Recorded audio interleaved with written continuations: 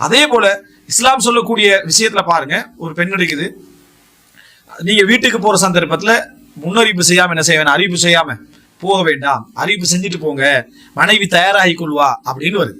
மனைவி என்ன செய்வாங்க, அசுத்தங்களை நீக்கி அவங்க தயாராகி கொள்வாங்கன்னு வருது. ஏன், மண் அத்தால அகதுக்குமுல் மண் அத்தால, அதாவது கைபா மிச்ச நாள் தூரமா அப்படின்னு வருது. உங்களோட ஒருவர் மிச்ச காலம் வெளியே இருந்து வந்தால் அப்படின்னு வருது. காலையில் போயிட்டு அந்த அந்த செய்தி வரல, மிச்ச காலம் வெளியே என்ன செய்யறாரு, வாராரு. வார சந்தர்ப்பத்தில் நீங்க அதாவது அசுத்தத்துல நீங்க சுத்தமா இருந்து கொள்றதுக்காக வேண்டி ஒரு அறிவிப்பு செஞ்சுட்டு போகணும். என்ன பின்னணி இதுல, ஒழுக்க ரீதி, அதாவது இவனுடைய தேவைகளை நிறைவேற்றக்கூடிய அமைப்புல, இவனுக்கு அதில் ஒரு ஈர்ப்பு வரக்கூடிய அமைப்புல இருக்கணும். இவ்வளவு அதை கொண்டு வந்து எங்க சேர்த்து விட்டுக்கிறாங்கடா, இப்ப டெய்லி மணப்பெண் ட்ரெஸ் போடுற மாதிரி லிஸ்ட் சேர்த்திக்கிறாங்க. வீட்டுக்கு வர டைம்ல என்ன செய்யணும், அப்படியே அலங்கரிச்சு ஃபுல்லா நிக்கணும். கிச்சன்ல இருந்து வர டைம்ல மணப்பை ஒரு சராரா கொடுத்துட்டு என்ன செய்யணும், வந்து நிக்கணும். இவர் நீ கோட் சூட்டோட வீட்டுல இருக்க வேண்டியதான் 24 மணி நேரம். விளங்கிட்டா, மனைவி கணவனுக்கு அழகுற ஆளாம கணவன் மனைவிக்கு அழகா இருக்கணுமே இல்ல. என்ன வீட்டுக்கு வாரவங்க எல்லாம் கேட்பேன், என்ன 2 பேரும் கல்யாணம் முடிச்ச 4-10 வருஷமா கோட் சூட்டு சராராவோட தான் ஈக்கிறீங்க, எப்படி ஈக்கிறீங்க அப்படின்ற இல்ல. இந்த ஹதீஸை நடைமுறைப்படுத்துறா யாரை நம்புவாங்களா? விளங்கிட்டா, அப்படியா இஸ்லாம் சொல்லுது.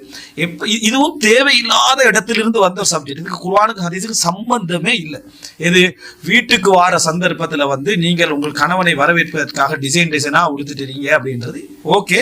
நீங்க வந்து ஒரு மாசத்துக்கு போற வந்தீங்கன்னா, எங்கேயா நீண்ட காலத்துக்கு போற வந்தீங்கன்னா, காலையில போயிட்டு பகலைக்கு வாரீங்க, பகலையில போயிட்டு நைட்டுக்கு வாரீங்க அப்படின்னு சொன்னா எதுல வேலை செய்யணும்? அவங்க அழகு நிலையத்துல தான் என்ன செய்யணும், வேலை செய்யணும். அப்போ ஒவ்வொரு வீட்லயும் அது கட்ட வேண்டி வரும்.